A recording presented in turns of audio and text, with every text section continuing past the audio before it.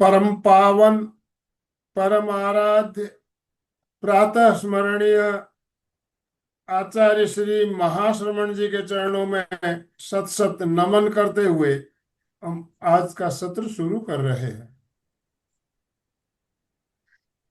त्रिपदी वंदना। वंदे अरहं।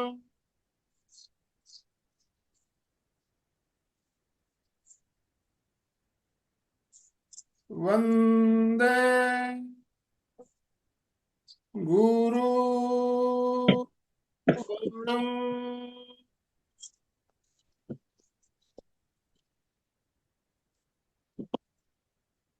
वंदे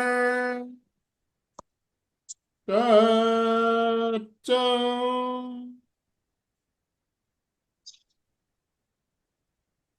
सभी साधक साधिकाओं को जय जिनेन्द्र, सुप्रभात। ओम अरहम। ओम अरहम।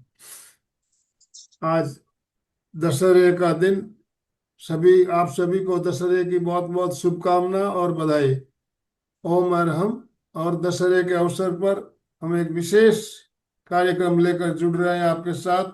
हमारा मार्गदर्शन करने के लिए कोलकाता से जानी मानी प्रशिक्षिका और उपासिका मंजू जी शिपानी हमारे साथ जुड़ी है। और आज का जो विषय रखा है हमने, आत्म विजय। दशहरा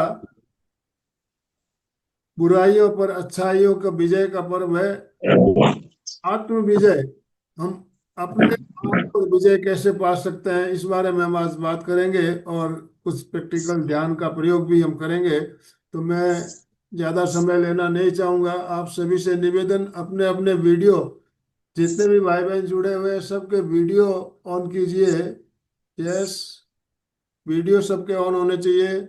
और दोनों हाथ ऊपर करते हुए मंजू जी का स्वागत ओम आरंभ के साथ। मंजू जी, आपका बहुत बहुत स्वागत, बहुत बहुत अभिनंदन।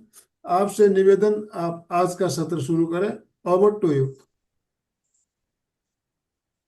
वंदे गुरुवरम, वंदे गुरुवरम, वंदे गुरु। सभी को दशहरे की हार्दिक शुभकामनाएं। सभी अपने भीतर बैठे हुए रावण से जीतकर अपने चरम लक्ष्य मोक्ष को प्राप्त करें, यही शुभकामना आज के दिन में करूंगी। आज दशहरा है। दशहरा यानी 10 को हराना। व्यवहारिक दृष्टि से या दंत कथाएं कहूं या हमारा महाकाव्य रामायण के अनुसार आज ही के दिन भगवान राम ने रावण को पराजित किया था और माता सीता को रावण की कैद से मुक्त करवाया था। रामायण की कहानी सभी को लगभग पता ही है। हम सब जानते हैं रावण बहुत ही बुद्धिमान, धर्मनिष्ठ भी था। रावण की शिव भक्ति आज भी प्रसिद्ध है। उसके द्वारा रचित स्तोत्र आज भी शक्ति संचार के लिए लोग उसकी स्तुति करते हैं। रावण ने कैलाश पर्वत को उठाकर धरती पर ले आए थे। भगवान शिव के परम भक्तों में उनका नाम है। ज्ञान, ध्यान, तप, त्याग, सब कुछ में महान एक आत्मा। लेकिन उनका एक बुरा कर्म, माता सीता का अपहरण करना। सीता, जिसे हम सती कहते हैं, जो पतिव्रता थी, उनका अपहरण करना। यद्यपि उनके साथ कोई दुराचार नहीं किया, कोई दुष्कर्म नहीं किया, फिर भी एक उनका ये विपरीत आचरण, पर स्त्री के प्रति गलत भाव, गलत आचरण, और वो उनके आज तक दुनिया उन्हें क्या करती है, उनकी बुराई को याद रखती है, अच्छाई को नहीं। हाँ, ये कहीं कहीं जगह रावण को भी पूजा होती है, जैसे मैं कहूंगी श्रीलंका में। लेकिन व्यवहारिक दृष्टि से हम अपने बच्चों का नाम भी रावण नहीं रखते हैं। राम सब रखते हैं, राम नाम तो प्रिय है सबका, लेकिन रावण कोई नहीं। तो हम ये जाने कि केवल ज्ञान ध्यान अपने आप में निश्चित रूप से उच्च है, उत्कृष्ट है, लेकिन अगर आचरण में कहीं खोट है तो आप दूसरों के लिए पूजनीय नहीं हो सकते। आपका ज्ञान, आपका धर्म, आपका तप आपकी आत्मा को कल्याण करेगा, लेकिन आप आचरण गलत कर लेते हो, चारित्र पे कोई दाग लग जाता है, तो आप औरों के लिए पूजनीय नहीं हो सकते हो। आपकी एक भूल, आपका एक पाप आपके 99 पुण्य को नष्ट करने वाला हो सकता है। ये सबसे बड़ी सीख है रावण से हमारी। आज आप व्यवहारिक जगत में भी देखिए, हम 100 अच्छाइयां करते हैं और अगर एक गलती कर दें, ऐसी गलती जिसका कोई माफी नहीं, तो बताइए हमारी सारे 99 जो हमने अच्छे काम किए सब हमारे नष्ट हुए, एक बुराई हमारी रह जाती है और हम बदनाम हो जाते हैं दुनिया में। लोग हमसे व्यवहार नहीं रखना चाहते हैं। तो सबसे बड़ी सीख तो हमें यही लेनी है कि पग पग पर हमें सावधान रहना है, कोई भी ऐसा कृत्य न हो जो हमारे सारे पुण्यों को नष्ट करने वाला हो। तो 10 को जो जीतना है, कहते हैं रावण के 10 चेहरे थे, कुछ मानते हैं उसमें उतनी शक्ति थी, लेकिन अगर आध्यात्मिक दृष्टि से कहूं तो 10 जो हमारे दुश्मन हैं, क्रोध मान माया लोभ झूठ हिंसा चोरी आसक्ति आलस्य प्रमाद, ये जो हमारे 10 दोष हैं, यही हमारे भीतर छिपा रावण है। जैन दर्शन में तो कहा, अप, अप्पा कत्ता विकत्ता ये दुहानी ये सुहानी। आत्मा की दुष्प्रवृत्ति हमारी शत्रु है और आत्मा की सत प्रवृत्ति ही हमारा मित्र है। अगर राम और रावण कहूं तो हमारी दुष्प्रवृत्तियां ही रावण हैं और हमारी सत प्रवृत्ति ही राम है। हम ही रावण हम ही राम। और सीता रूपी जो आत्मा कर्मों के बंधन में बंधी हुई है, उसे मुक्त करवाने के लिए उसको बांधा भी हमारे रावण ने है और बांधा ही और मुक्त भी हमारा राम ही उसे करवाएगा और कोई नहीं। दशहरे के दिन हम क्यों नहीं ये संकल्प करें कि हम सत प्रवृत्ति रूपी राम को अपने भीतर जगाएंगे और दुष्ट प्रवृत्ति रूपी रावण का हम नाश करेंगे। ये सत प्रवृत्तियां ही हमारी दुष्प्रवृत्तियों को नष्ट करेंगी और कोई नहीं, न कोई राम न कोई रावण, हम ही अपने राम हम ही अपने रावण। जैन दर्शन में एक और बात कही गई, जो सहसम सहसाणम संगा में दुजय जिणे एगम जिनेज अपाणम इससे कर्म। जो हजारों शत्रुओं को युद्ध के मैदान में हरा दे, उससे भी बड़ा योद्धा और विजेता है जो एक अपनी आत्मा को जीत ले। हमारे कर्म रूपी शत्रुओं को हराकर जो अपनी आत्मा को जीत ले, वही विजय, वही राम। या राम यानी भगवान। राम का क्या है, राम भगवान का पर्यायवाची राम है लगभग।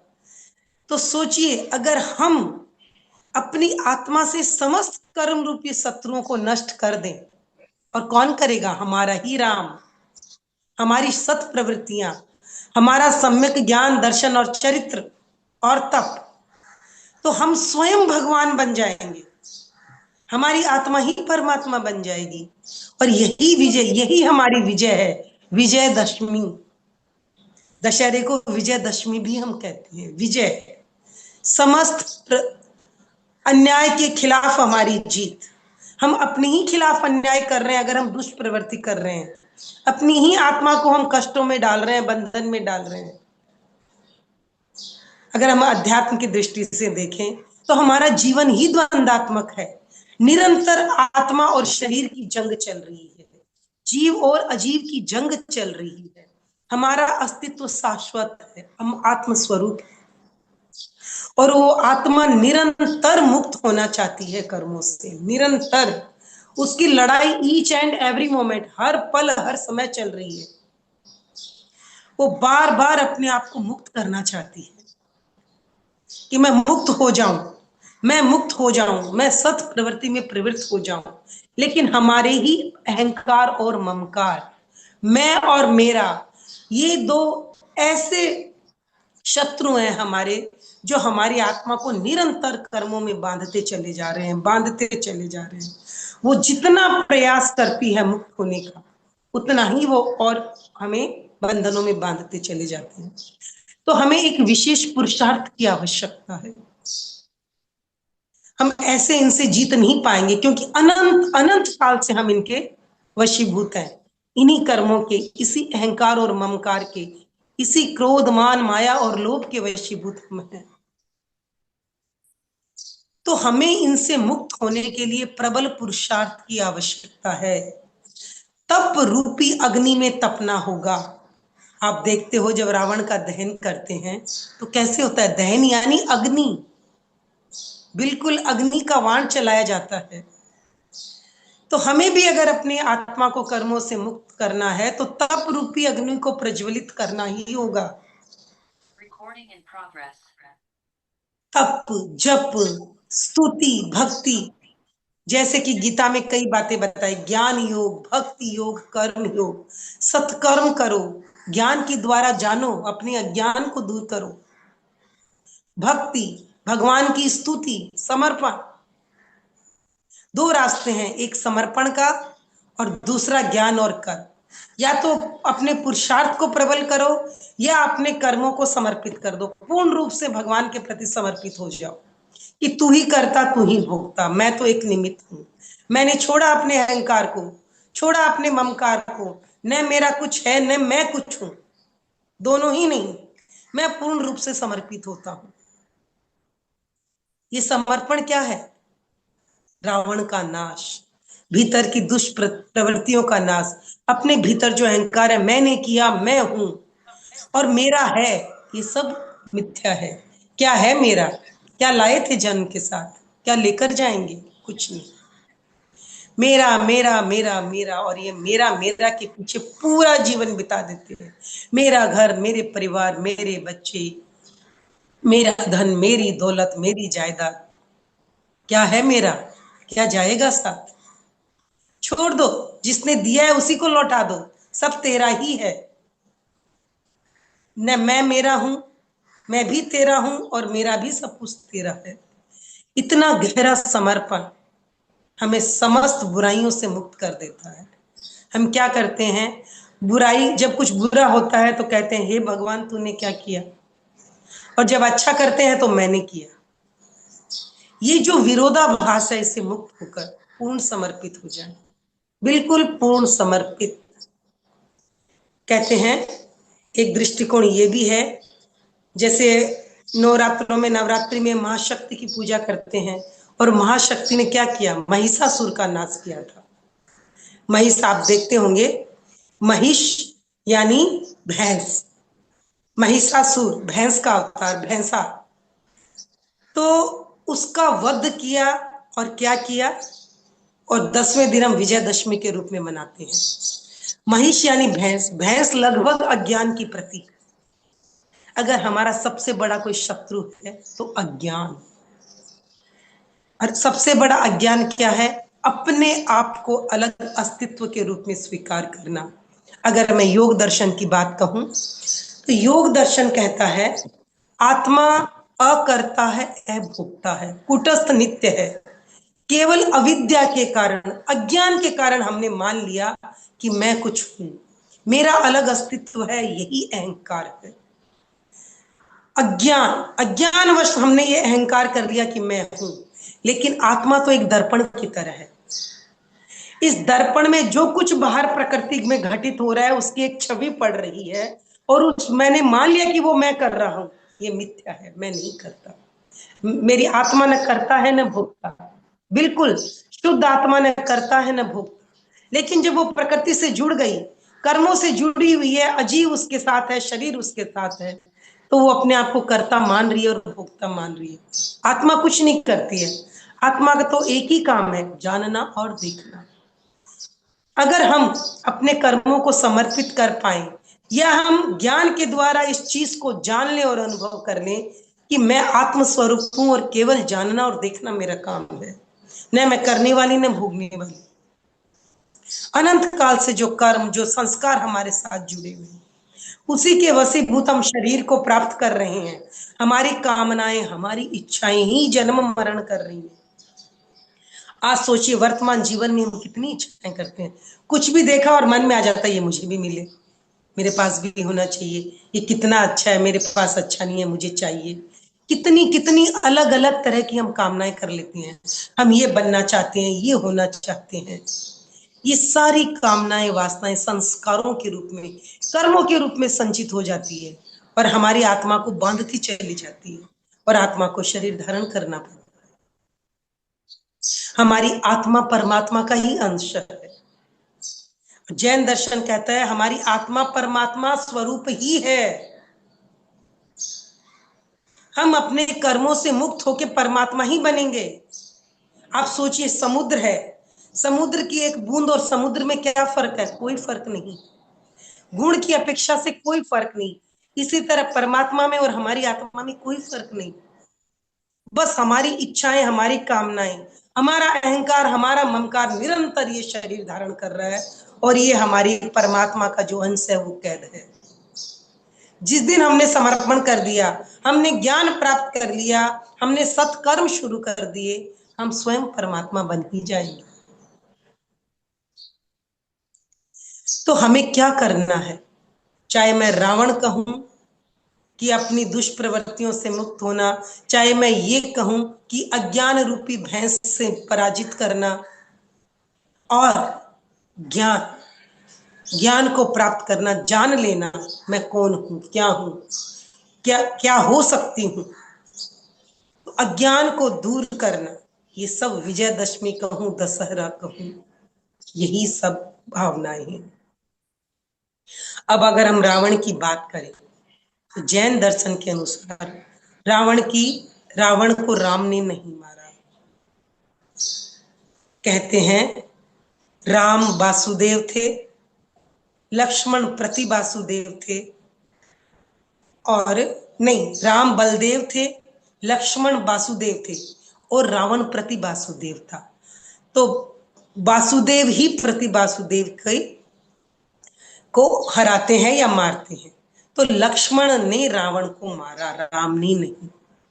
जैन रामायण के अनुसार राम को पद्म नाम से, पद्म चरित्र या पौमचर्यम, रामायण का नाम पौमचर्यम है और राम को पद्म रूप में माना गया है।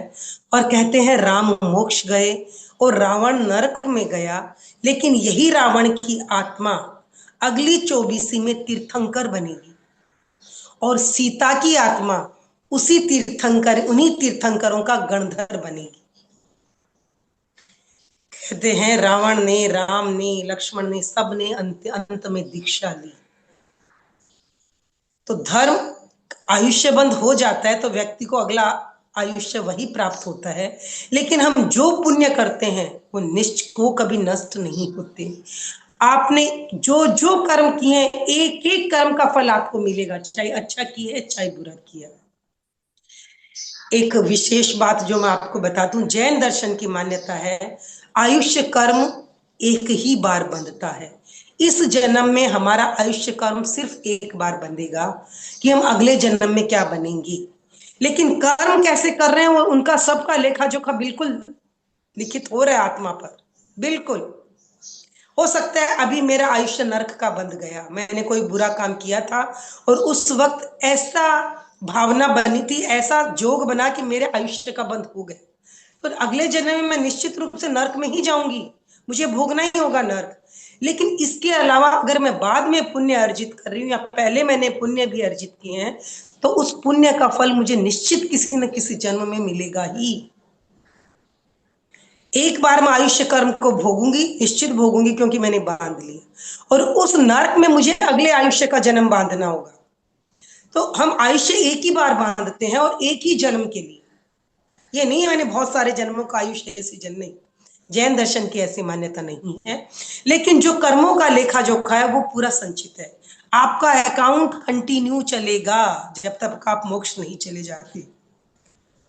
डेबिट और क्रेडिट चलते रहते हैं, पुण्य और पाप भी चलते रहते हैं।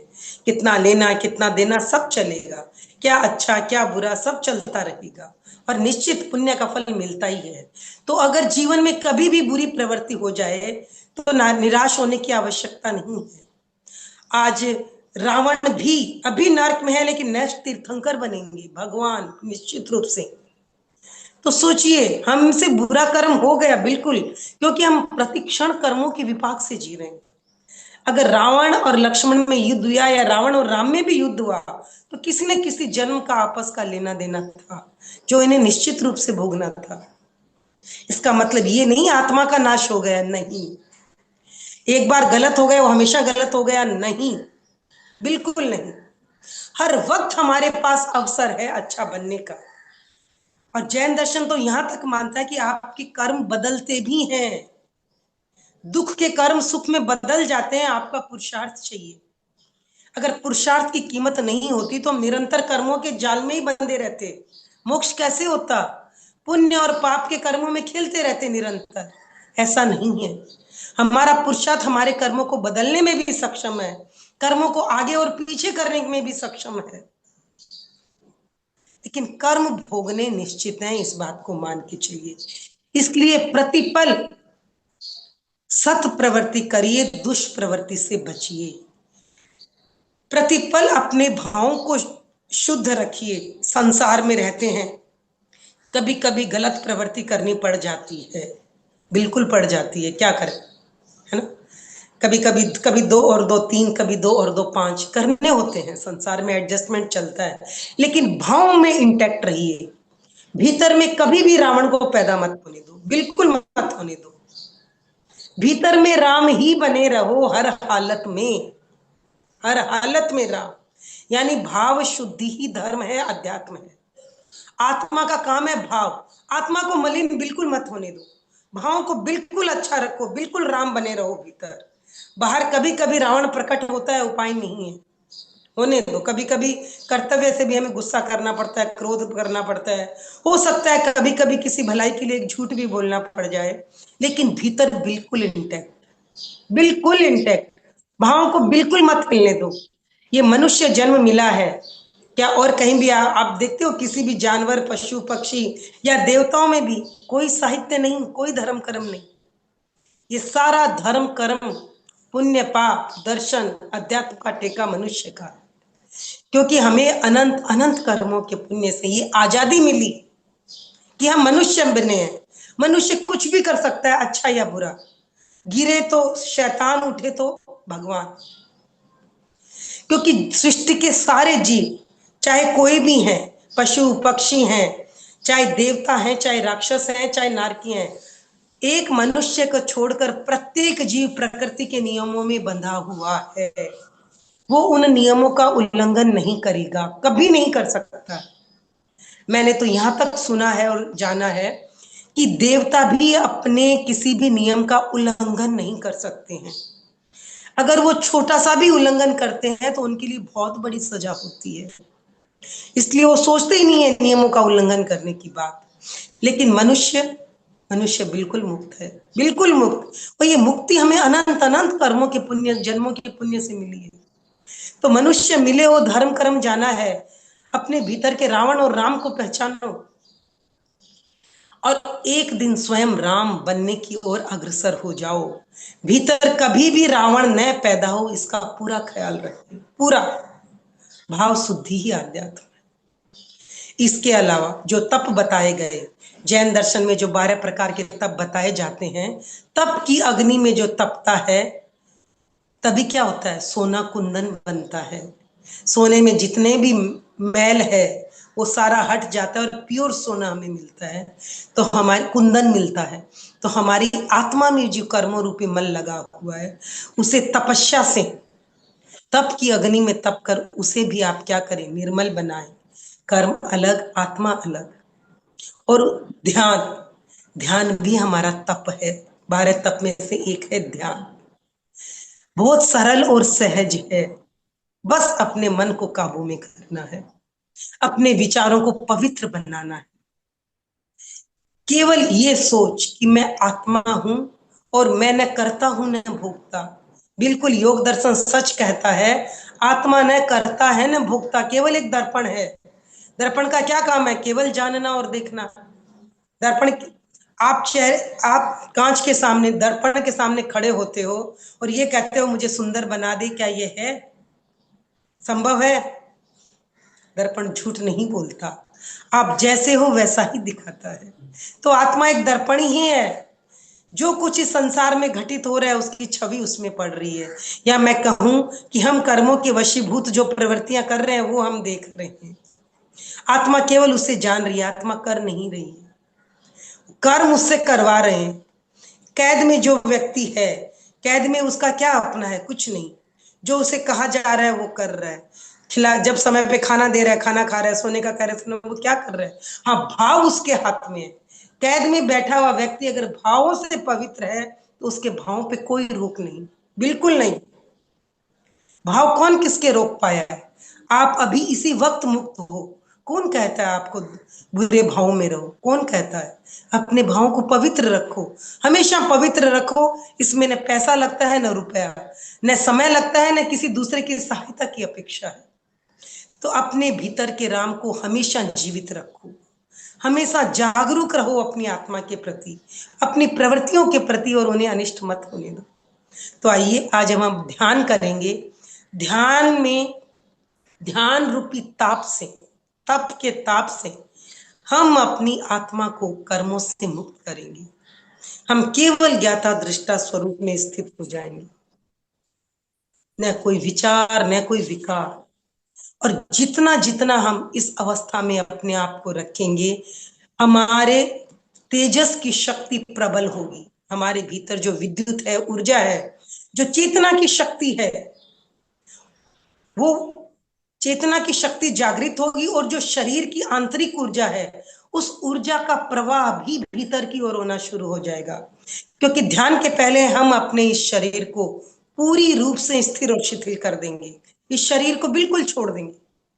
आपका शरीर के प्रति कोई जागरूकता नहीं रहे, छोड़ दो इस शरीर को बिल्कुल।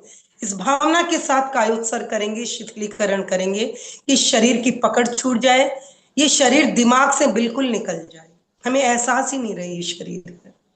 जब इस शरीर को इतना स्थिर, शिथिल और तनाव मुक्त कर देंगे, तो हमारी जो ऊर्जा इस शरीर के साथ काम कर रही है और बाहर की ओर प्रवाहित हो रही है, वो सारी शरीर की ऊर्जा भीतर की ओर चली जाएगी। हमारी जो तेजस की शक्ति है वो प्रबल हो जाएगी और वो आत्मा की ओर, भीतर की ओर प्रवाहित हो जाएगी, फ्लो होना शुरू हो जाएगी। जब वो शक्ति भीतर चली जाएगी, उसके साथ आत्मा की शक्ति जुड़ जाएगी, तो कर्मों का जो साम्राज्य है वो प्रकंपित हो जाएगा। कर्म उस गर्मी से स्वतः ही आत्मा को छोड़ के चले जाएंगे। हमारी आत्मा के सबसे ऊपर की लहर है, जो लेयर है, आवरण है, वो है कर्म शरीर का। उसके ऊपर हमारा तेजस शरीर, ऊर्जामय शरीर की लेयर है, और उसके ऊपर हमारा ये शरीर है। तो ये शरीर अपने आप में दो और शरीर को समाहित किए हुए है। हमें इस स्थूल शरीर को छोड़ना है और तेजस शरीर को प्रकंपित करना है, जागृत करना है, उसकी ऊर्जा को भीतर की ओर ले जाना है, ताकि कर्म शरीर प्रकंपित हो और कर्म के परमाणु आत्मा को छोड़ दे और हम क्या हो जाएं, हमारी चेतना की शक्ति जागृत हो और हम केवल ज्ञाता दृष्टा स्वरूप में स्थित हो जाएं। तो चलिए सभी अपने अपने आसन और मुद्रा का चुनाव करें। आज हमें अपने आप से जीतना है, अपनी सीता रूपी आत्मा को अहंकार और ममकार रूपी रावण से मुक्त करवाना है और स्वयं को राम में प्रवृत्त करना है। अपने अपने आसन और मुद्रा का चुनाव।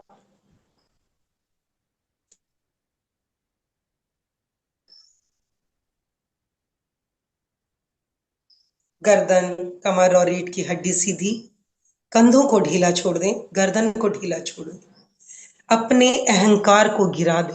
जितनी गर्दन अकड़ी हुई उतना ही अहंकार प्रबल। बिल्कुल ढीली छोड़ दें गर्दन को, संभव हो तो हल्का सा पीछे की ओर ले जाएं। बिल्कुल रिलैक्स रिलैक्स रिलैक्स।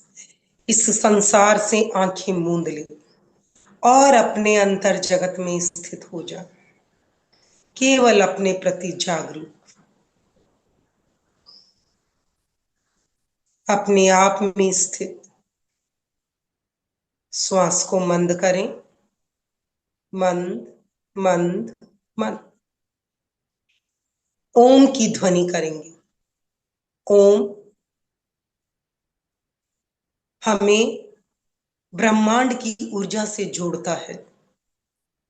चित्त को मस्तिष्क पर केंद्रित करें, ओम के प्रकंपनों का अनुभव करें और ओम की ध्वनि बिल्कुल लयबद्ध हो, ताकि हमारी लय और ब्रह्मांड में जो ध्वनि गूंज रही है उसकी लय बिल्कुल एक हो जाए और हम ब्रह्मांड की ऊर्जा से जुड़ जाएं। वो ऊर्जा हमारे भीतर प्रवाहित होना शुरू हो जाए। श्वास को मंद करें। जितना श्वास मंद होगा, ध्वनि उतनी ही लयबद्ध और गहरी होगी। पूर्ण जागरूकता, एकाग्रता।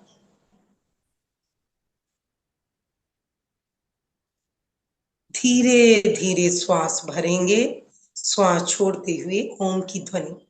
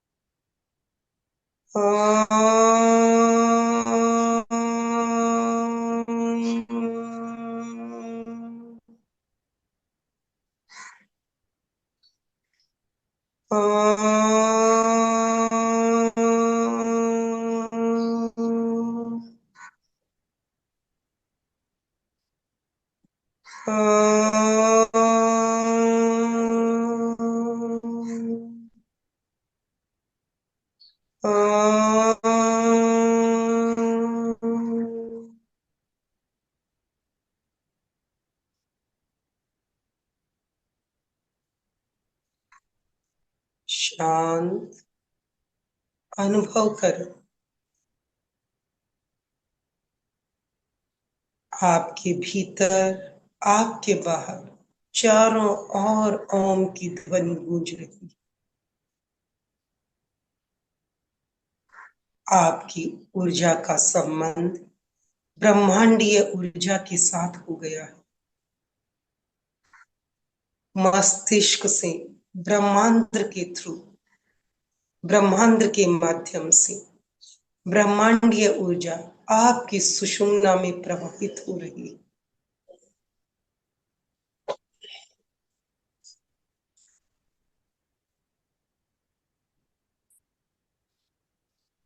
अनुभव करें, श्वास लेते समय ऊर्जा भीतर की ओर प्रवाहित हो रही है। श्वास छोड़ते समय ऊर्जा पूरे शरीर में व्याप्त हो रही है।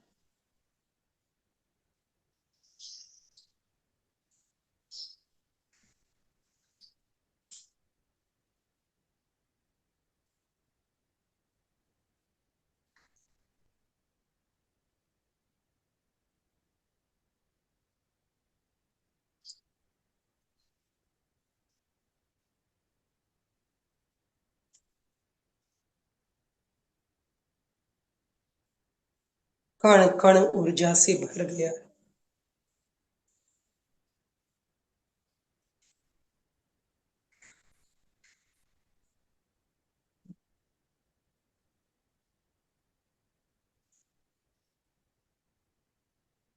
संपेखै अपगमपयणम्।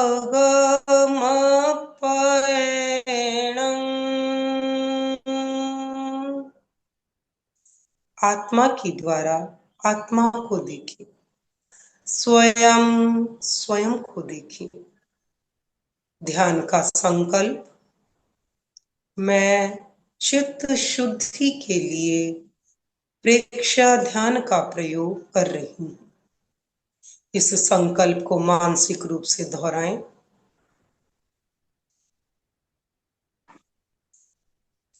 ध्यान का एकमात्र लक्ष्य चित्त शुद्धि। चित्त शुद्धि अर्थात अपने ज्ञाता दृष्टा स्वरूप में स्थित होना, अपने वीतराग स्वभाव में स्थित होना, शुद्ध चैतन्य की अनुभूति करना, यही चित्त शुद्धि। कायोत्सर्ग, शरीर का शिथिलीकरण, शरीर को स्थिर रखें।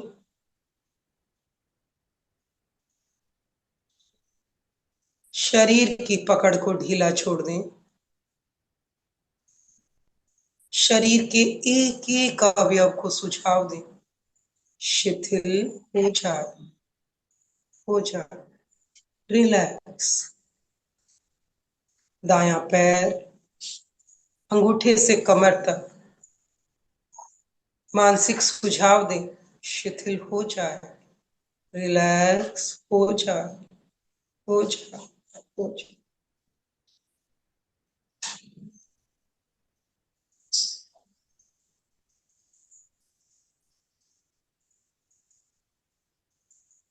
आप जैसा सुझाव दोगे, आपका शरीर आपके सुझाव को स्वीकार करता चला जाएगा। पूरी जागरूकता से पूरे शरीर को शिथिल करें। बायां पैर,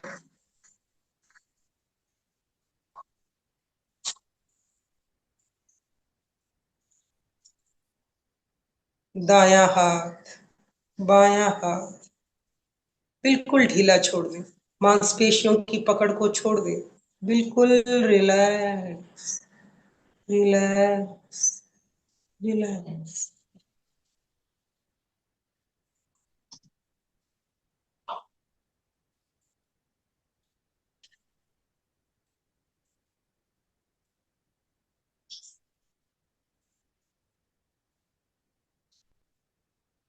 कमर से कंधे तक कंधों को ढीला छोड़ दें। गर्दन, पूरा चेहरा और मस्तिष्क बिल्कुल रिलैक्स, रिलैक्स, रिलैक्स।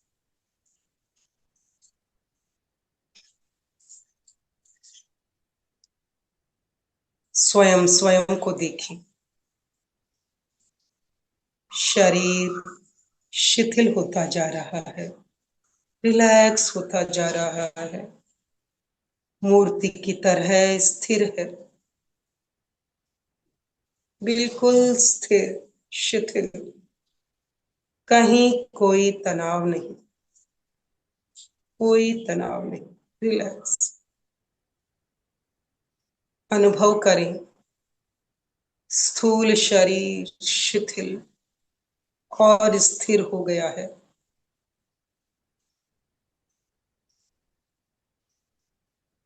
अपनी श्वास को देखें, मंद और सूक्ष्म हो गई। श्वास को और मंद होने दें। जितनी श्वास सूक्ष्म और मंद होगी, शरीर उतनी ही आसानी से स्थिर और शिथिल रहेगा। मंद, मंद और मंद।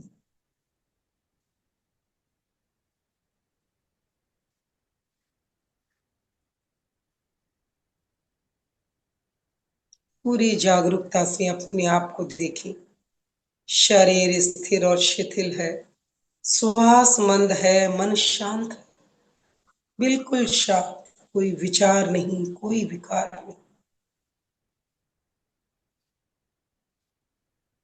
अनुभव करें, स्थूल शरीर की पकड़ बिल्कुल छूट गई।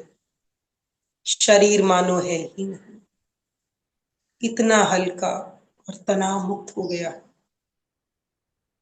धीरे धीरे तेजस शरीर सक्रिय हो रहा है। पूरे शरीर में प्रकंपनों का अनुभव। तेजस शरीर की शक्ति भीतर की ओर प्रवाहित हो रही है। चेतना का कण कण प्रकंपित है।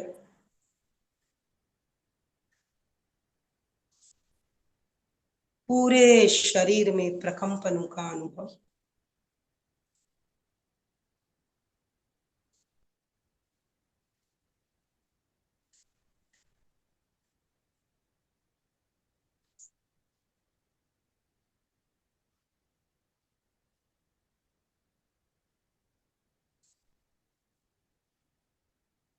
अनुभव करें, तेजस की शक्ति से, ताप से कर्म शरीर प्रकंपित हो रहा है।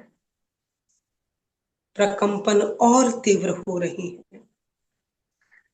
कर्म के परमाणु आत्मा से अलग होते जा रहे हैं।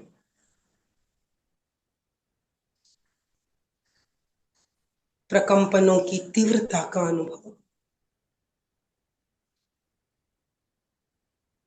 कर्म के परमाणु आत्मा से विलग होते जा रहे हैं, आत्मा से झड़ते जा रहे हैं। आत्मा की उज्जवलता प्रकट हो रही है।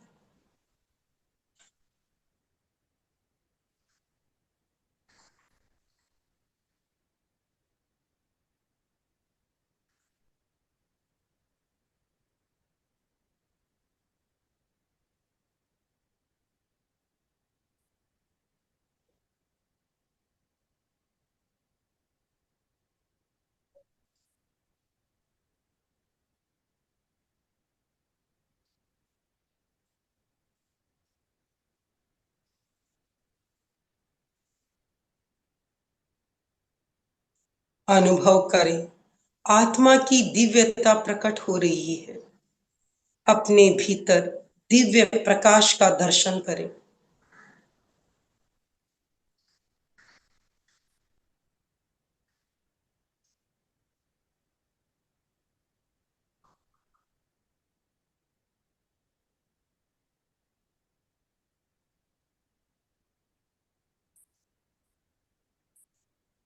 लाल, पीला, सफेद चमकते हुए दिव्य प्रकाश को देखें।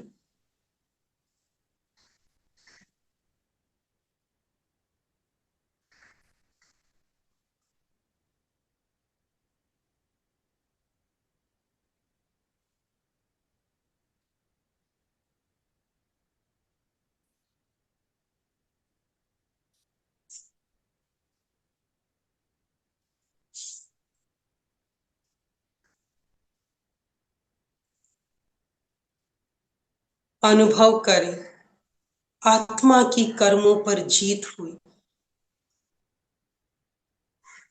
आत्मा कर्मों से मुक्त हुई। अपने भीतर प्रसन्नता का अनुभव, आनंद का अनुभव करें।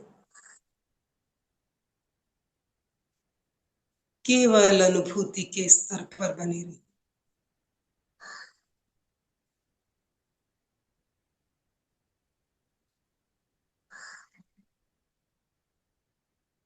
दिव्य प्रकाश का साक्षात्कार करते हुए अपने भीतर दिव्यता का, शांति और आनंद का अनुभव करें।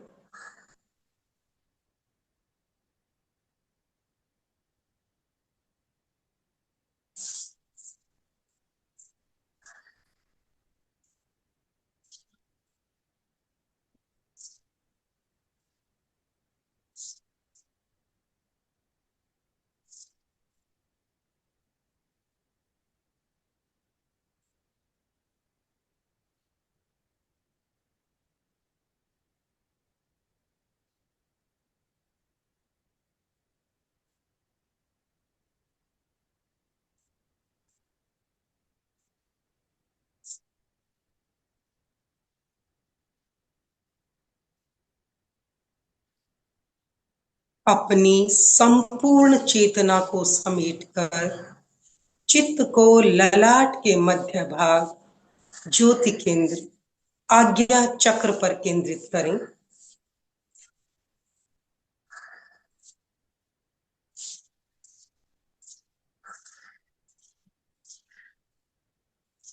आज्ञा चक्र ज्योति केंद्र हमारे अवचेतन मन का स्थान है।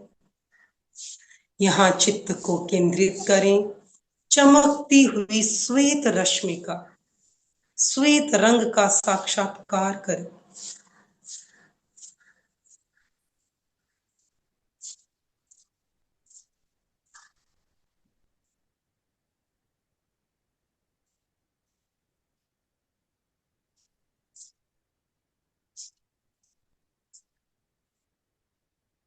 और भावना करें,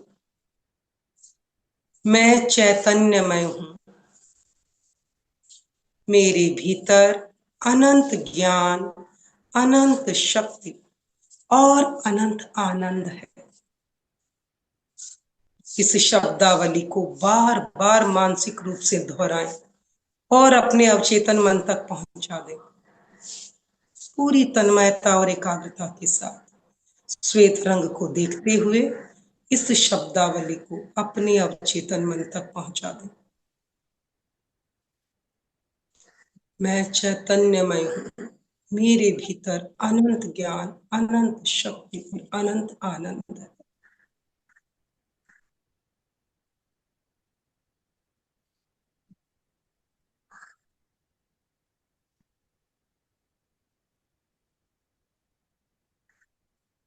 इन शब्दों को भी अपने सामने लिखा हुआ देखें। एक एक शब्द को देखते हुए मन ही मन मानसिक जप कर और अपने अवचेतन मन तक पहुंचा दो।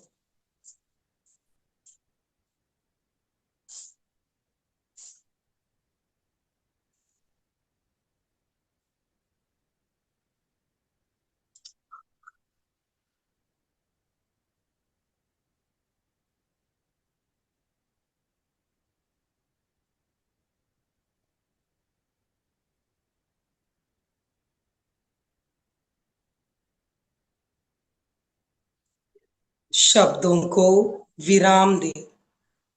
केवल अनुभूति के स्तर पर केवल अनुभव, आनंद का अनुभव, प्रसन्नता का अनुभव, केवल अनुभूति, न विचार न विकार।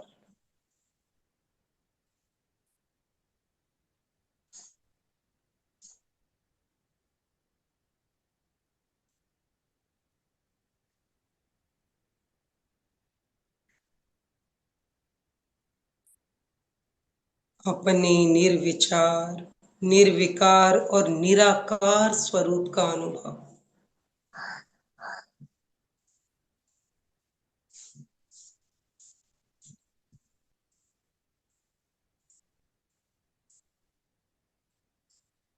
अपने ज्ञाता दृष्टा स्वरूप का अनुभव, अपनी वीतरागता का अनुभव, अपने निजानंद का अनुभव। यही मेरा स्वभाव है, यही मेरा अस्तित्व है, मेरे अस्तित्व का स्वरूप। मन ही मन संकल्प करें, मैं सतत अपने अस्तित्व को बनाए रखूंगी। मैं सतत अपने अस्तित्व को बनाए रखूंगी। मैं सतत अपने अस्तित्व को बनाए रखूंगी। 2-3 दीर्घ श्वास लें। अपने प्रति सजग हो जाएं, सहज हो जाएं। अपना सच में से जा, मैं तिंग भुए सुकपए। स्वयं सत्य खोजें, सबके साथ मैत्री करें। आहं सुविच्चा चरणं त्वमोक्षं। दुख मुक्ति के लिए विद्या और आचार का अनुशीलन करें। दोनों हाथ जुड़े हुए पूरी श्रद्धा और समर्पण के साथ शरण सूत्र का उच्चारण एक बार। अर्हन्ते शरणं पवज्जामि, सिद्धे शरणं पवज्जामि, साहू शरणं पवज्जामि, केवलीपणतं धम्मं शरणं पवज्जामि। 3 बार ध्यान में अनुभूत सत्य को वंदन और सत्य को अनुभव करने वाली स्वयं की आत्मा को वंदन। वंदे सत्यम, वंदे सत्यम, वंदे सत्यम। प्रयोग संपन्न। धीरे धीरे अपनी आंखें खोलें। ओम अर्हं। 3 बार सभी मेरे साथ उच्चारण करेंगे। अप्पाणम शरणम गच्छामि, अप्पाणम शरणम गच्छामि, अप्पाणम शरणम गच्छामि, अप्पाणम शरणम गच्छामि। मैं अपनी ही आत्मा की शरण स्वीकार करती हूँ, क्योंकि मैं ही अपनी रावण हूँ, मैं ही अपना राम। ओम अर्हं। ओम अर्हं। बहुत ही सुंदर तरीके से आपने दशहरा क्या होता है इस बात को हमें समझाया। आपने बहुत सुंदर बात कही, जो हजारों लोगों को भी जीत जीत लेता है, लेकिन एक अपनी आत्मा को जीत नहीं पाता। लेकिन जो अपनी आत्मा को जीत लेता है वो हजारों आत्माओं को, पर हजारों लोगों को जीतने वाले से भी बड़ा महावीर होता है। ये बहुत ही सुंदर। इसके बारे में आप लोगों की क्या विचार है? ये देखिए, इस चित्र में वही बात कही गई है। तो हम, हमारे पास समय है अभी, हम आप लोगों के विचार सुनना चाहेंगे। तो आप अपने विचार रखना चाहें, हैंड राइज कीजिए, आपको अनम्यूट ऑप्शन दिया जाएगा। यस, कोई प्रश्न हो, जिज्ञासा हो, और दशहरे के अवसर पर आप कुछ कहना चाहते हो तो आप। इस कोमल जी शिपानी ने हैंड राइज किया है। कोमल जी बोलिए। जय जिनेन्द्र। बहुत ही सुंदर आज का ध्यान। मुझे ये जानना था, जब आपने बोला ना कि अप्पानम शरणम गच्छामि, इसका मतलब क्या हम अपनी आत्मा की शरण में जा रहे हैं, ये हुआ इसका मतलब? हाँ बिल्कुल। हाँ जी। अच्छा जी। मतलब उन्होंने बाद में 3 बार बोलने के बाद बोला भी था उन्होंने, आपने शायद ध्यान नहीं दिया होगा। चंदू जी दुगड़। जितेंद्र सर, जय मंजू जय। जी ने बहुत ही अच्छा मतलब ये आज का जप कराया। मतलब आत्मा के अपने स्वयं पे विजय पाना सबसे बड़ी है कि मतलब युद्ध में हजारों लोगों को जीत लेते, लेकिन अगर अपनी आत्मा को नहीं जीत पाते हैं तो मतलब कुछ मतलब नहीं है। इसलिए अपनी आत्मा को जीतना बहुत जरूरी, मतलब अपने राग द्वेष कषाय को स्वयं को मतलब कम करना है और उन्हीं पे विजय प्राप्त करनी है। तो आज का जो ध्यान कराया वो भी अच्छा था, और उन्होंने जो बताया वो भी। और अंत में जो बताया कि अपना सत्यम गच्छामि, यानी अपनी आत्मा पे विजय प्राप्त करो या उसकी शरण स्वीकार करो। बहुत बहुत धन्यवाद मंजू जी आपका। बिल्कुल। मधु जी, अनम्यूट कीजिए मधु जी। मधु जी बोलिए। वो मरहम। मंजू जी, एज यूजुअल जैसे रात को भी आप कराते हो, तो बहुत ही अच्छा सदता है। पर दिन का ध्यान अलग हो जाता है। और बहुत लोग विजयदशमी मनाएंगे, साड़ियां पहनेंगे, सब कुछ करेंगे, तो उससे कहाँ हमारी आत्मा पे होड़ लगती है देखने में कि भाई मैंने अच्छा पहना है या नहीं। आत्मा तक तो बहुत मुश्किल है। इतना ही आडंबर करते हैं, उसका क्या करेंगे? फूल, माला, उसके लिए आप क्या बताते हो, क्या करना देखिए, चाहिए? मैं तो इतना ही कहूंगी कि दो रास्ते हैं, एक लौकिक एक लोकोत्तर। जब लोक की तरफ हमारा झुकाव है तो हम उसके रिचुअल्स मानेंगे, और लोकोत्तर की तरफ हमारा झुकाव है तो हम उस बात को मानेंगे। तो रास्ते दो हमेशा से चले आ रहे हैं और हमेशा चलते रहेंगे, है ना। जब तक आदमी अपनी इच्छाओं को नहीं जीत लेगा, या वो ये नहीं समझेगा कि मैंने इतनी इच्छाएं की, कब तक कब तक इच्छाएं करूं और उनका पूरा करने के लिए दुख भोगता रहूंगा, फिर भी इच्छाओं का तो अंत नहीं आता है ना। तो एक न एक दिन, जिस दिन जिसकी समझ आएगी, उसको मुड़ना ही पड़ेगा, और कोई रास्ता है नहीं मुक्त होने का। जी। और किसी ने हैंड राइज नहीं किया हुआ है, शांता जी। शांता जी बोलिए। मंजू जी, आपने बहुत अच्छा ध्यान करवाया। और जो आपने बताया आत्मा ही दर्पण है, ये चीज आचार्य महाप्रज्ञा श्री जी की, मतलब आपने जो समझाई बहुत अच्छे तरीके से, बहुत ही सुंदर ध्यान और बहुत ही सुंदर आत्मा पर विजय का जो विवरण आपने प्रस्तुत किया, बहुत सुंदर, ओम। बहुत अच्छा। ओम बराबर। अशोक जी। जय कृतज्ञ। जिनेन्द्र।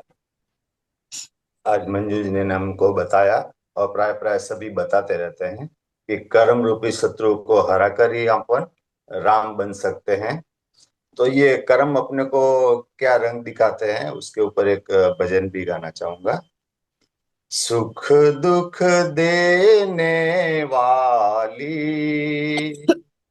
खुद की आत्मा मानो, बाहर की दुनिया तज कर अंतर जग को जानो।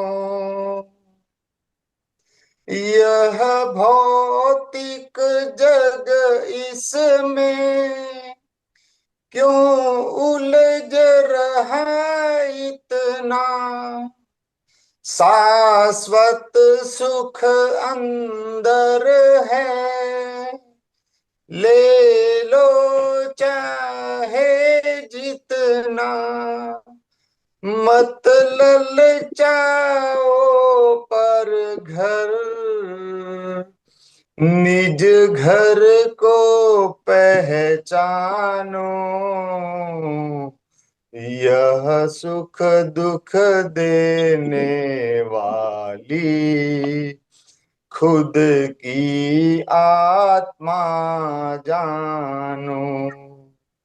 यह चेतन को कठपुतली ज्यों कर मन चाहता है, चारों गतियों से छुटकारा यह मंत्र बताता है। सोहम सोहम सोहम, जब झप लो मति मानो, सुख दुख देने वाली खुद की आत्मा मानो, बाहर की दुनिया तज कर अंतर जग को जानो। ओम। ओम अरहम। ओम अरहम। अनिल जी बेंगाली ने हैंड राइज किया हुआ है। अनिल जी, उसके बाद संगीता जी। जय जिनेन्द्र। हाँ, बोलिए। आपने बताया कि आयुष्य का बंध जैसा होता है वैसे ही आपको अगला जन्म मिलता है, लेकिन इसका ये बंध जो होता है वो तीसरे भाग में होता है, लेकिन तीसरा भाग कौन सा है या तीसरे भाग कैसे होता है इसका निर्धारण? देखिए, हम एक जन्म में एक ही आयुष्य को बांधते हैं। जैसे अभी मान लो मनुष्य, तो हम अगले जन्म में क्या होंगे, ये आयुष्य हमारा तय होगा इस जन्म में, और अगले जन्म में अगले जन्म का होगा। एक जन्म में एक ही आयुष्य तय होता है। कर्मों का ना लेखा जोखा बैलेंस शीट चलती रहती है, तीसरा लेकिन भाग आयु में का बन बंध जाता नहीं है। होता।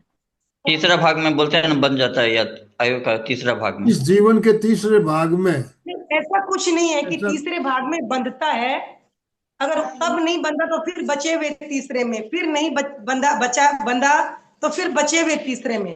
तो इसलिए हाँ, हमें पता नहीं होता कब बंधेगा, लेकिन हाँ। शरीर छूटने के पहले अंतर मुहूर्त में अवश्य आयुष्य बंध जाता है। बिना आयुष्य बंधे शरीर का त्याग नहीं करती है आत्मा, ऐसा जैन दर्शन का कॉन्सेप्ट है। और ऐसे आत्मा को हमने 8 भागों में विभक्त किया, तो मेन आपको तो मेन तो ज्ञानात्मा ही है क्या इसमें? ये मैन तो द्रव्य आत्मा है ना। हाँ। आत्मा है, आत्मा का मैन स्वरूप हम क्या कहते हैं, उपयोग, ज्ञान और दर्शन। आत्मा अपने आप में ज्ञान दर्शन स्वरूप है, और द्रव्य आत्मा हो गई जो पदार्थ होती है। इसके अलावा आत्मा के अलग अलग क्या होते हैं, हर वक्त हम हजारों भाव, हजारों कर्मों का विपाक, तो ये नहीं है कि 8 ही प्रकार की, हम अनंत प्रकार की भी कह सकते हैं। कषाय से है तो कषाय हो गया, जब ज्ञान में प्रवृत्त है तो ज्ञान आत्मा हो गई, दर्शन में है तो दर्शन हो गई, है ना। आत्मा पुरुषार्थ करे तो वो हो गई, इस तरह से। लेकिन ऐसे हम आत्मा को अनंत पर्याय भी कह सकते हैं, वो भी गलत नहीं होगा। संगीता जी, संगीता जी अनम्यूट कीजिए अपने आप को। नमस्ते मैम, हैप्पी दशहरा सभी को। मैम, मुझे ये जानना था, हम अपने कर्म करते हुए क्या हम ध्यान से मोक्ष पा सकते हैं? बिल्कुल पा सकते हो, क्यों नहीं पा सकते। ध्यान तो शर्त ही है मोक्ष में जाने की। बिना शुक्ल ध्यान के मोक्ष नहीं मिलता है, ठीक है ना। क्योंकि बिना गहरे ध्यान में गए, जब तक हम ज्ञाता प्रवृत्तियों को निरुद्ध नहीं करेंगे, प्रवृत्ति के साथ तो कर्म चल ही रहे हैं ना, निरंतर चल ही रहे हैं, प्रवृत्तियों को तो निरुद्ध करना ही होगा। सुशील मैम जी, एक प्रश्न था। अपन जब ध्यान करते हैं तो आश्रव से संवर की ओर बढ़ते हैं, और जब निर्विचार होते हैं तब अपने निर्जरा शुरू होती है, तो संवर का स्टेज कैसे आता होगा? देखिए, संवर का मतलब हुआ आते हुए कर्मों को रोक देना। कर्मों को आने का क्या कारण है, राग द्वेष और योग, है ना। मन वचन काया से आप जो कुछ कर रहे हो, कर्मों का आकर्षण आपने कर लिया, और प्रवृत्ति तो हमारी मन की प्रवृत्ति तो निरंतर चल रही है, तो कर्मों का आना एक क्षण भी नहीं रुकता है, ये मान के चलिए आप। निश्चय दृष्टि से कर्मों का आना बिल्कुल नहीं रुकता है, जब तक शरीर जुड़ा हुआ है। क्योंकि तीर्थंकरों के भी एक कर्म बनता है सातावेदनीय, और वो कर्मों का विपाक चलता रहता है। तो कर्मों का आना योग चलता ही रहेगा। बात रही कषाय की, तो उसको हम रोक सकते हैं, है ना। कषाय क्या है, चिपकाते हैं आत्मा को कर्मों से। वो गम है एक तरह का, कि कर्म आकृष्ट हुए थे योग से, मन वचन काय की प्रवृत्ति से, हमने उनको ले लिया, लेकिन वो आत्मा से चिपकते हैं कषाय की वजह से। इसीलिए राग द्वेष मुक्त होने का महत्व है, कि अगर आप राग द्वेष मुक्त होके कुछ भी कर रहे हो, कुछ भी यानी प्रवृत्ति, तो कर्म आ रहे हैं आत्मा से नहीं चिपकेंगे, चिपकेंगे भी तो तुरंत हट जाने वाले। तो हमें इसीलिए उस पर फोकस करना है, क्योंकि आत्महत्या महापाप है। तो कैसे कर्मों से मुक्त हो हम, कैसे? तो कर्मों से आकर्षण से मुक्त नहीं हो सकते हैं जब तक शरीर है, लेकिन ज्ञाता दृष्टा हो जाओ, राग द्वेष मुक्त हो जाओ। हम एक समय ऐसा आएगा कि आत्मा की शक्ति इतनी प्रबल हो जाएगी कि वो फिर नकारात्मक कर्मों को ग्रहण ही नहीं करेगी।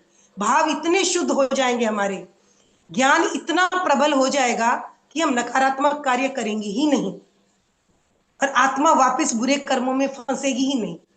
वो स्थिति हम कहें तो 12वां गुण स्थान, है ना। हम 7वें से 12वां गुण स्थान क्या है, कि हमारी आत्मा उज्जवल से उज्जवल होती जा रही है, और अब हम बुरे कर्मों को ग्रहण ही नहीं कर रहे हैं। तो राग द्वेष मुक्त होना ये सबसे ज्यादा इंपॉर्टेंट है, और प्रेक्षा ध्यान का यही बेसिक है, ज्ञाता दृष्टा भाव में रहना है, वही ध्यान का भी लक्ष्य है। जय जिनेन्द्र मनु जी। जय जिनेन्द्र। आपने आपका वक्तव्य और ध्यान दोनों ही बहुत सुंदर थे, जो आत्मा केंद्रित थे।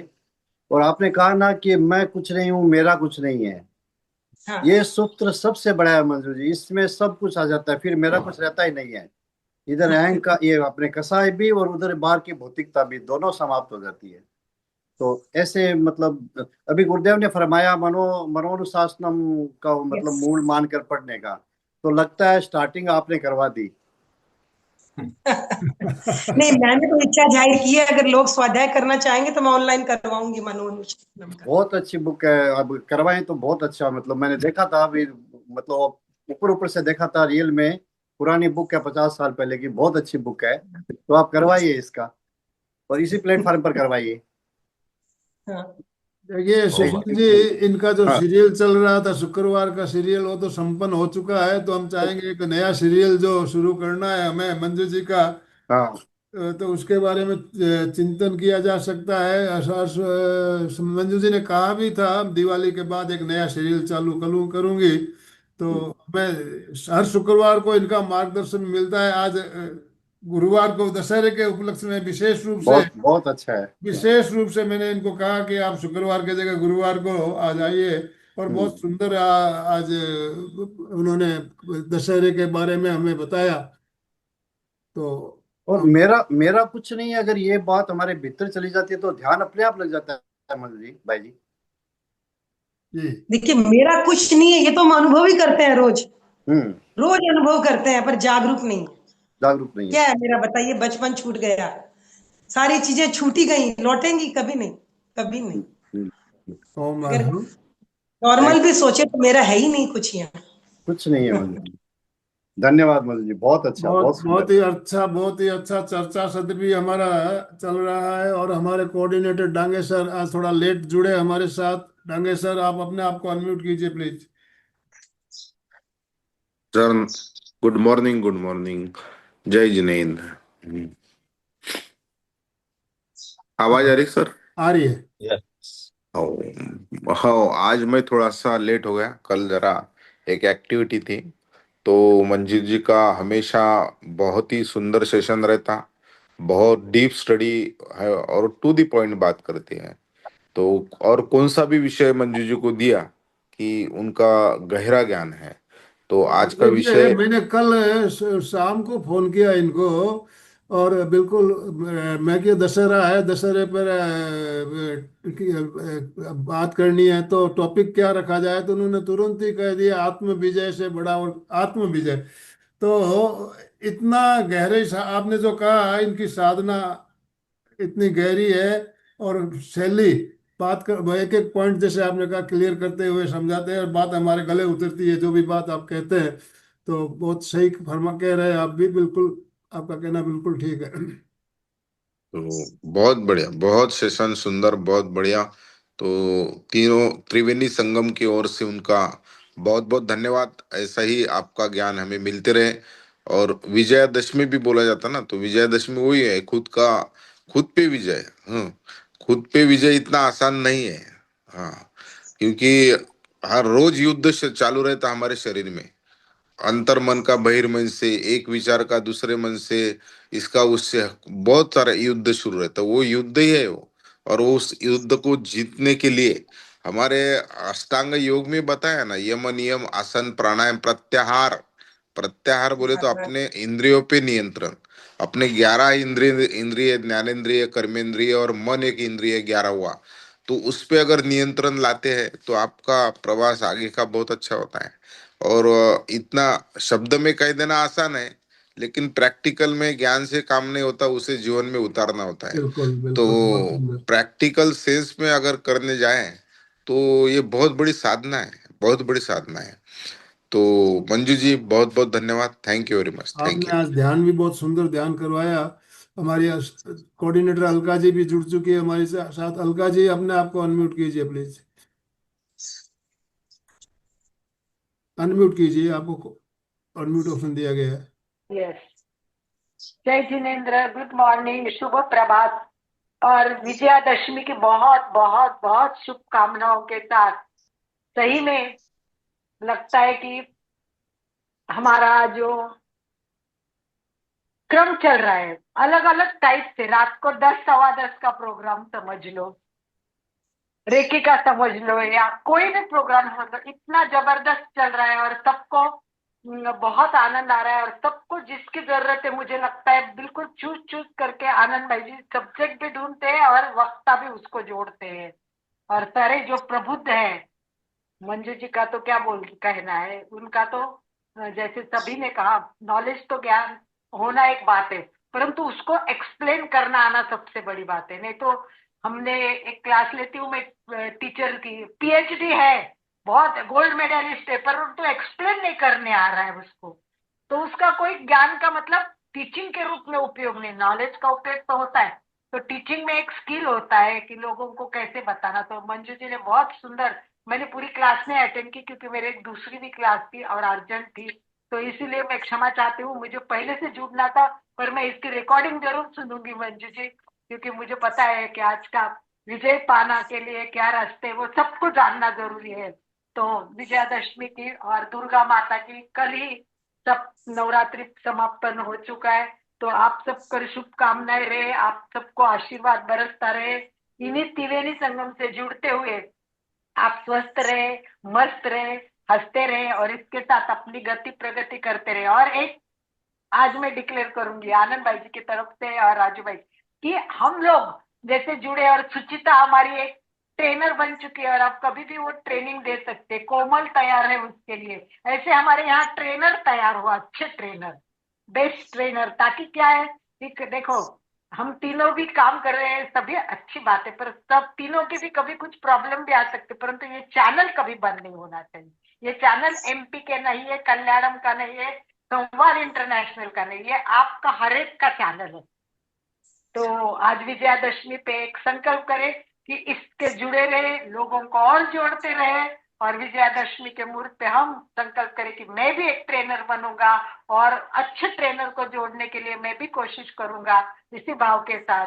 ओम अरहम, ओम ओम अरहम, अरहम, ओम अरहम। ओम अरहम। अशोक जी समापन करवाइए प्लीज। जय जिनेन्द्र। इस दशहरे के पावन अवसर पर सभी को शुभकामनाएं। और अपने का एक ही लक्ष्य होना चाहिए। लोग दशहरे में रावण को जलाते हैं, दहन करते हैं, लेकिन रावण को मारने वाला लक्ष्मण और कई जने बोलते हैं राम है।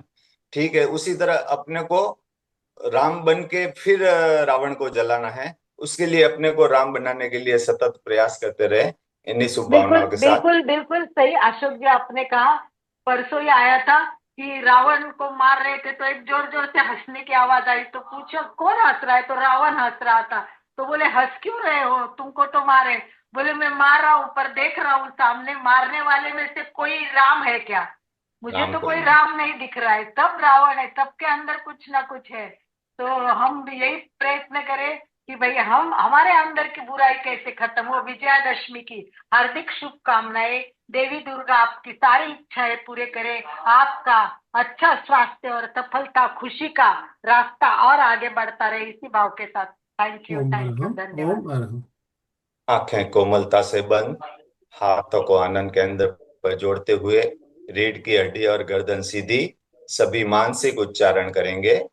मैं चैतन्यमय चैतन्यमय, हूँ, मैं मैं आनंदमय आनंदमय हूँ, हूँ, मैं मैं शक्तिमय शक्तिमय हूँ। हूँ, मेरे मेरे भीतर भीतर अनंत अनंत चैतन्य का, चैतन्य का, अनंत अनंत आनंद का, आनंद का, अनंत अनंत शक्ति का शक्ति का सागर सागर लहरा लहरा रहा है। रहा है। उसका उसका साक्षात्कार साक्षात्कार करना ही करना ही मेरे मेरे जीवन का जीवन का परम परम लक्ष्य है। लक्ष्य है। हमारा आज और का आज दिन का दिन मंगलमय हो, मंगलमय हो, शांतिमय हो, शांतिमय हो, आनंदमय हो। आनंदमय हो, इन्हीं शुभ इन्हीं शुभ भावनाओं के भावनाओं के साथ साथ। ओम शांति, शांति शांति शांति, शांति। शांति। कृतज्ञोस्मि, हम हम सब सब हम गुरुदेव सब के गुरुदेव के आभारी गुरुदेव हैं। के आभारी हैं। आभारी हैं।